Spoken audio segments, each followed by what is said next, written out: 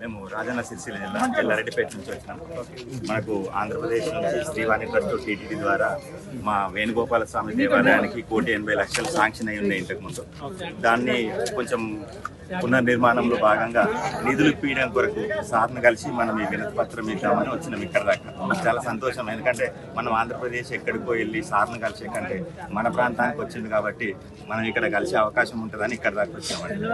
అంటే ఏంటి సార్, పవన్ కళ్యాణ్ గారు ఇక్కడ 35 కోట్లు పెట్టి కడుతున్నారు, ఇది ఎలా అనిపిస్తుంది? ఆంధ్రప్రదేశ్ నుంచి ఒక డిప్యూటీ ఇక్కడ ఒక తెలంగాణలో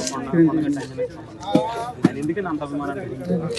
అయితే కోరిన కోరికలు నెరవేర్చే యొక్క బలం సత్తా కొండగట్ట అంజన స్వామికి ఉంది కాబట్టి అన్నగారు ఏదైతే కోరిక కోరుకున్నారో ఆ యొక్క కోరిక నెరవేరింది కాబట్టి ఇక్కడ హిందూ ధర్మ రక్షకుడిగా పాటుపడుతూ ఇంత పెద్ద కార్యక్రమం ఇక్కడ చేయడం చాలా సంతోషం.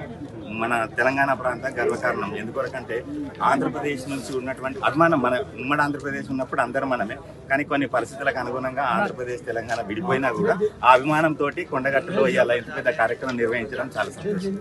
ఇక్కడ ఈసారి అంటే తెలంగాణకి సంబంధించి చాలా మంది పవన్ కళ్యాణ్ గారు అంటే అభిమానులు చాలా మంది ఉన్నారు, వాళ్ళందరూ కూడా ఇక్కడ రావడం ఎలా అనిపించింది? చాలా సంతోషం అండి. అభిమానం అనేది రాజకీయం వేరు, అభిమానం వేరు. అన్నగారికి రెండు ఉన్నాయి.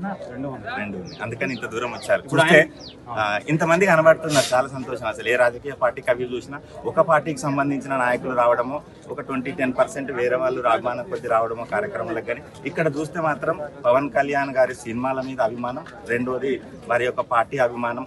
ఇక్కడ జరిగే అభివృద్ధి కార్యక్రమాన్ని ప్రారంభించడం కొరకు వచ్చిండ్రు కాబట్టి చూద్దాం కనీసం దూరంకేలైనా అని ఇక్కడ దాకా రావడం జరిగింది. వీళ్ళని ఇప్పుడు మీరు ఒక సమస్యను తీసుకొచ్చారంటే నిర్మాణానికి సంబంధించి, అంటే ఇది పవన్ కళ్యాణ్ గారు చెప్తే నెరవేరుతుంది, ఆయన చెప్తే తీరుస్తారు? తప్పకుండా నెరవేరుతుందని మాకు నమ్మకం ఉంది. ఎందుకంటే ఆల్రెడీ మనకు శ్రీవాణి ట్రస్ట్ ద్వారా 1,80,00,000 మా టెంపుల్ కి శాంక్షన్ అయింది. కొన్ని కారణాల వల్ల ప్రభుత్వం మారడం వల్లనో ఇక్కడ మనం కొంచెం లేట్ అయింది, ఎలక్షన్ కోడ్ రావడం వల్ల. పునర్నిర్మాణంలో భాగంగా ఈ యొక్క గుడి నిర్మాణానికి సంబంధించిన డబ్బుల్ని మనకు శాంక్షన్ చేపిస్తారని మాకు తప్పకుండా నమ్మకం ఉంది. ఎందుకంటే ముఖ్యమంత్రి దాకా కూడా ఈ విషయం తీసుకెళ్లే అంత సత్తా ఉంది. ఉప ముఖ్యమంత్రి అంటే మామూలు విషయం కాదు. మా యొక్క ఏదైతే టెంపుల్కి సంబంధించింది అనుకుంటున్నామో అది ఖచ్చితంగా నెరవేరుతుందని మేము ఆ భగవంతుని కోరుకుంటున్నాము. పవన్ కళ్యాణ్ కూడా ఆయన వరకు వెళ్ళాలని. Thank you. చెప్పండి సార్, మేము ఎల్లారెడ్డిపేట సిరిసిల్ల నుంచి హిందూ ధర్మ పరిరక్షకుడిగా, హిందూ టైగర్ మన కొడవలేని పవన్ కళ్యాణ్ గారి యొక్క అభిమానం దేశవ్యాప్తంగా ఉంది. హిందూ ధర్మ పరిరక్షకుడిగా ఆయన దేశవ్యాప్తంగా అందరి హిందువులను చైతన్యవంతం చేసి హిందూ ఐక్యతను తీసుకొస్తాడని మేము భావిస్తున్నాం. ఇలా హిందూ ధర్మ పరిరక్షకుడిగా ఇలా ఆయన ఉన్నటువంటి ఆలోచన, అయినటువంటి నినాదం చూస్తుంటే ఖచ్చితంగా భారతదేశాన్ని ఒక వైపు నడిపించే నాయకుడిగా కనబడుతున్నాడని ప్రతి ఒక్క యువకుడు నమ్ముతున్నాడు. యువకుడు అంటేనే యువకుల అందరి అభిమానం హీరో మరియు రియల్ హీరో పనిచేసేటువంటి సత్తా ఉన్నటువంటి నాయకుడు అంటే పవన్ కళ్యాణ్ గారే. పవన్ కళ్యాణ్ గారి యొక్క ఆలోచన విధానాన్ని ప్రతి ఒక్క హిందూ కూడా ఏకీభవిస్తారు కాబట్టి రానున్న రోజుల్లో హిందూ ధర్మ పరిరక్షకుడుగా ఆయన ముందుకు దేశాన్ని వెళ్తాడనేది నమ్మకం ఉంది. చాలా అంటే ఎవరు కూడా ఏ రాజకీయ పార్టీ కూడా ఇలా హిందూ మతాన్ని భుజాన్ని వేసుకునేటువంటి సందర్భం లేదు. పార్టీ ముసుగులో వేసుకున్నా కానీ చాలా మంది మతం దగ్గరికి వచ్చేటప్పటికి చాలా మంది వెనకాల. కానీ పవన్ కళ్యాణ్ గారు ఆయన భుజాన్ని వేసుకుని సనాతన ధర్మ పరిరక్షణ బోర్డు పెట్టాలని, ఏదైనా ఇష్యూస్ హిందువుల మీద జరుగుతున్నటువంటి దాడుల మీద, నిన్నగాక మొన్న బంగ్లాదేశ్ దాని మీద కూడా భారతదేశ వ్యాప్తంగా ఆయన ఒక్కటే మొట్టమొదటిసారి బయటకు వచ్చి ఎలా అనిపిస్తుంది? చాలా సంతోషము. అటువంటి నాయకులు అవసరం మన దేశానికి కూడా. మన ధర్మాన్ని మనం కాపాడుకోవాలంటే ఐక్యతగా ఉండాల్సిందే. అటువంటి నాయకులు ముందు రావాల్సిందే. మన హైందవ ధర్మ బోర్డు కూడా ఏర్పాటు చేయడానికి ప్రతి ఒక్కళ్ళు కూడా కోరుకుంటారు. అది కూడా నెరవేరాలని ఈ కొండగట్ట అంజన స్వామి అండదండతో ముందుకు పోవాలని మేము కూడా భగవంతుని కోరుతున్నాం. ఆయనకు పవన్ కళ్యాణ్ గారికి గట్టి బలం ఇచ్చి ఆయన నమ్మకాన్ని నిలబెట్టి ఇలా బోర్డు ఏర్పాటు చేసే విధంగా ఆయన ముందుకు సాగాలని ఆశీర్వాదం కొండగట్ట అంజన స్వామి ఇవ్వాలని మనస్ఫూర్తిగా కోరుకుంటున్నాం. సార్ మీరు మంత్రి నియోజకవర్గం మంత్రి నియోజకవర్గం నుంచి పవన్ కళ్యాణ్ గారి అభిమానం. అదే ఏదైతే తిరుమల తిరుపతి దేవస్థానం నుంచి మన కొండగట్టు ప్రాంతానికి 39,18,00,000 రూపాయలు కేటాయించిన ఘనత పవన్ కళ్యాణ్ గారికే జరిగింది. గతంలో మనం తెలంగాణ సాధించుకున్నా కూడా మన కొండగట్టుని అభివృద్ధి చేయలేకపోయాం. ఇప్పుడున్న కాంగ్రెస్ పార్టీ నాయకులు కూడా కేవలం మాటలే చెప్పారు కానీ కొండగట్టు దేవాలయం అభివృద్ధి చేయలేదు.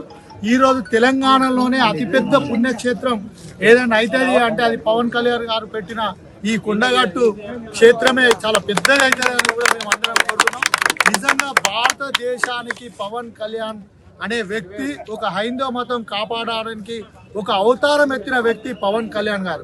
ఇవాళ పవన్ కళ్యాణ్ గారికి భారతదేశంలోనే అత్యధిక అభిమానులు కలిగిన నాయకుడు ఎవరైనా ఉన్నారు అంటే అది పవన్ కళ్యాణ్ గారు. ఇవాళ గ్లోబల్ దేశంలో కూడా పవన్ కళ్యాణ్ ఈ హిందూ సాంప్రదాయం ప్రపంచ వ్యాప్తంగా హిందూ సాంప్రదాయం గురించి తీసుకెళ్తున్న వ్యక్తి పవన్ కళ్యాణ్ గారు. ఇవాళ హిందువుల ఆరాధన దైవంలోనని అందరినీ అవమానపరిచి సెక్యులరిజం పేరిట కాంగ్రెస్ టీఆర్ఎస్ పార్టీలు హిందువుల మీద దాడులు చేస్తానా కూడా ఏ ఒక్క నాయకుడు కూడా ఖండించిన దాఖలాలు లేవు, మనం చూస్తున్నాం. కానీ ఒక పవన్ కళ్యాణ్ మాత్రం ఏ హిందూ మీద కాదు, బంగ్లాదేశ్ లో కూడా మొన్న దాడి జరిగితే ఖండించిన వ్యక్తి పవన్ కళ్యాణ్. మరి పవన్ కళ్యాణ్ లాంటి నాయకుడు ఇవాళ కొండగట్టు ప్రాంతానికి 35 కోట్ల రూపాయలు కేటాయించడం తెలంగాణ ప్రజలందరూ కూడా హర్షిస్తారు. ఇది అభిమానమే కాదు, పవన్ కళ్యాణ్ లాంటి నాయకుడు తెలంగాణలో కూడా కావాలని కోరుకుంటున్నారు. ప్రతి ఒక్కరు ఇలాంటి నాయకుడు ఉంటే మన హిందూయిజానికే కాదు మన ఇండియాకు కూడా ఒక టైగర్ లాగా ఉంటే అందరూ ముందుకు వచ్చి జై పవన్ కళ్యాణ్ అనే అవకాశాలు ఉన్నాయి. మరి పవన్ కళ్యాణ్ కు ఎంతమంది అభిమానులు ఉన్నారు అంటే ఇవాళ నరేంద్ర మోడీ తర్వాత ఉన్న ఏకైక వ్యక్తి పవన్ కళ్యాణ్ గారు. నిజంగా కూడా ఒక గొప్ప నాయకుడు పవన్ కళ్యాణ్. ఇవాళ భగవంతుడు కూడా ఆయనని కాపాడిండు. ఆయన ఆంధ్రాలో పార్టీ పెడితే క్లీన్ స్లిప్ 21 సీట్లు పోటీ చేస్తే 21 సీట్లు గెలిచి ఇవాళ ఇండియాలో కూడా భారతీయ జనతా పార్టీ అధికారంలోకి రావడానికి కారణం పవన్ కళ్యాణ్ గారు.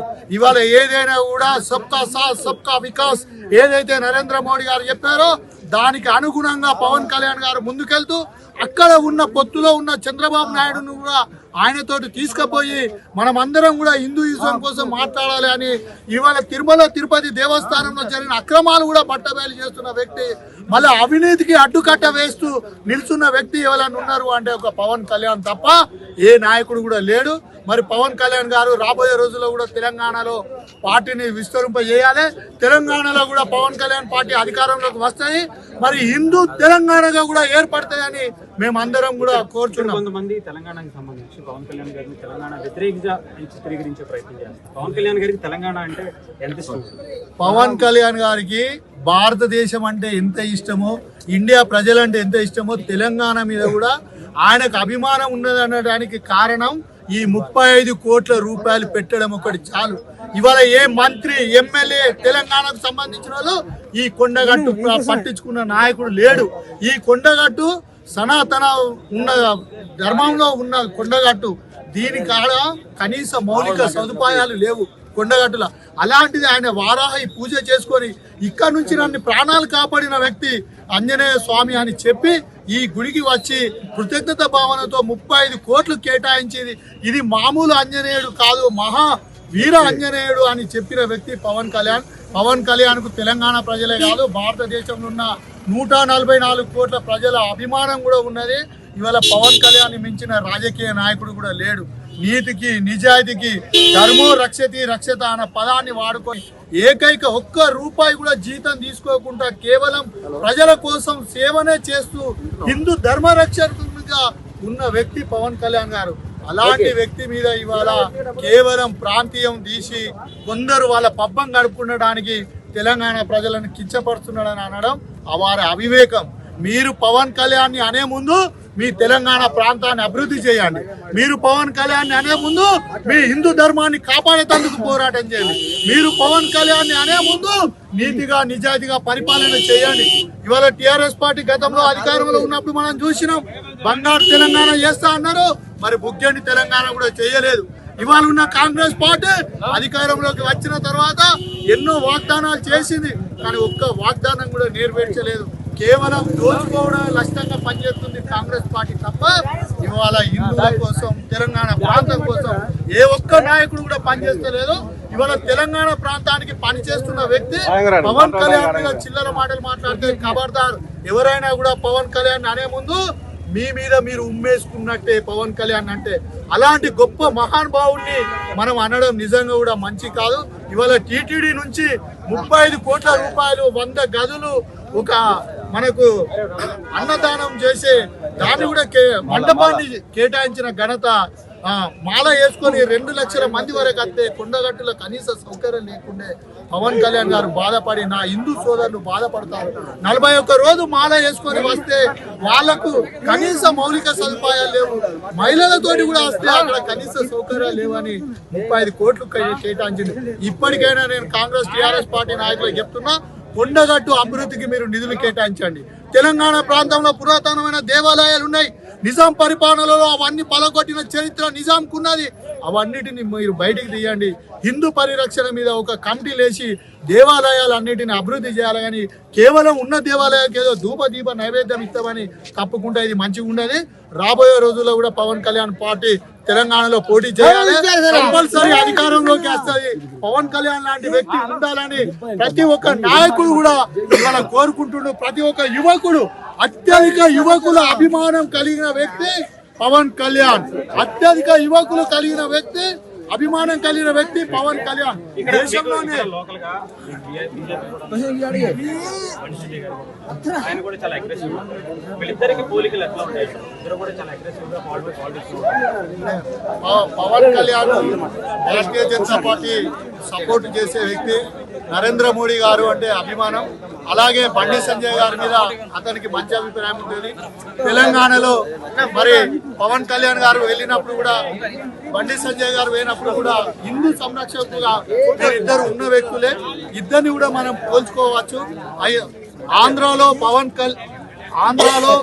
పవన్ కళ్యాణ్ ఎలాగో మన తెలంగాణలో హిందూ సంరక్షకునిగా బండి సంజయ్ ఉన్నాడు. హిందువులకు ఏ అన్యాయం జరిగినా కూడా హిందువుల కోసం నేనున్నా అని వచ్చే వ్యక్తి. కాకపోతే కొన్ని రాష్ట్ర ప్రభుత్వము బండి సంజయ్ మీద పగబట్టి నిధులు తేకుండా ఆయనని కేవలం ఏంది అంటే హిందూ వ్యతిరేకిగా చూస్తాడు. కానీ నరేంద్ర మోడీ గారి స్లోగన్ సబ్కా సాత్ సబ్కా వికాస్, సబ్కా వికాస్ అనే లక్ష్యంతో పోతుండు. ఇవాళ ఒకరికో న్యాయం అనే విధంగా పోని వ్యక్తి బండి సంజయ్ గారు. మరి బండి సంజయ్ గారికి కానీ, భారతీయ జనతా పార్టీ కానీ, తెలంగాణ ఉన్న బీజేపీ నాయకులందరికీ కూడా పవన్ కళ్యాణ్ గారు అంటే మంచి అభిమానం. రాబోయే రోజుల్లో పవన్ కళ్యాణ్ గారు కూడా పోటీ పెడితే భారతీయ జనతా పార్టీ నాయకులందరూ జనసేనకు మద్దతు చేసే ఆలోచన ఉన్నది. అలాగే జనసేన నాయకులు కూడా భారతీయ జనతా పార్టీ నాయకులను కలిసిపోవాలని ఈ ముఖంగా తెలుసుకుంటారు.